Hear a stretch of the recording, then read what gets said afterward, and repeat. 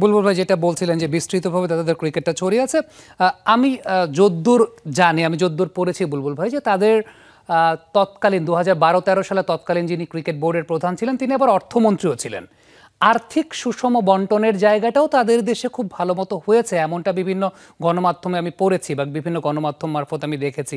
এই যে ব্যবস্থাপনার জায়গাটা বুলবুল ভাই, আর্থিক ব্যবস্থাপনার জায়গাটা, যে সেই ভদ্রলোক নিজে অর্থমন্ত্রী ছিলেন, আফটার দ্যাট আর্থিক বন্টনটা ক্রিকেটের ক্ষেত্রে খুব ভালো মতো করেছেন।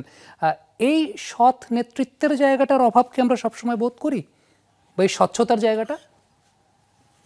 আমি দুটো উদাহরণ দেই আপনাকে। একটা হচ্ছে যে তারা কিছুদিন আগেও তারা যে বেতন পেত, খেলোয়াড়রা বেতনটা পেতে হলে তাদেরকে 100 মার্ক অর্জন করতে হতো। তাদের একজন সিইও ছিল ডক্টর নূর, এবং তিনি এই সিস্টেমটা চালু করে গিয়েছেন যে 100 মার্ক বলতে সেটা হচ্ছে তাদের পাঞ্চুয়ালিটি, তাদের ট্রেনিং ফেসিলিটিতে তারা কতটুকু ইউজ করছে, তাদের তাদের যে ফিটনেস একটা লেভেল আছে বা একটা টার্গেট আছে সেখানে তারা পৌঁছতে পেরেছে কি না। তো সবকিছু মিলিয়ে তারা 100 মার্ক অর্জন করার পরে তারা তাদের মাসিক যে বেতনটা সেটা পেত।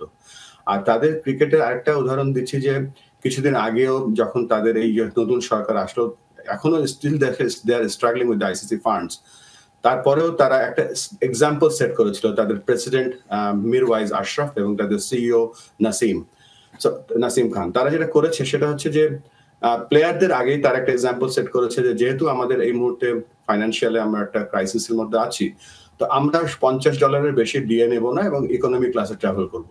সো প্রেসিডেন্ট এবং সিইও তারা এই এক্সাম্পলটা সেট করার পরে তারপরে কিন্তু কোনো প্লেয়ারই কোনো উচ্চবাচ্য করেনি, বিকজ ইটস এক্সাম্পলটা সেট করেছিল তাদের সংগঠনের সর্বোচ্চ যে দুটো আসন, দুটো পজিশন, একটা সিইও এবং একটা প্রেসিডেন্ট তারা।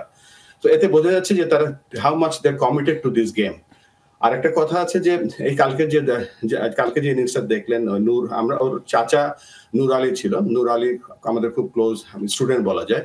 তো তাদের ফ্যামিলিতেই ক্রিকেট, এবং আফগানিস্তানে যেটা হয়েছে সেটা ক্রিকেটের ভালোবাসাটা এত বেশি, তারা কিন্তু ওই পয়সা বা তাদের যে সুনাম বা ওইগুলোর থেকে তারা ক্রিকেটের যে কালচারটা এত সুন্দরভাবে তারা দেশব্যাপী ছড়িয়ে দিয়েছে, উইদিন দেয়ার ল্যাঙ্গুয়েজ, উইদিন দেয়ার লোকাল কালচার।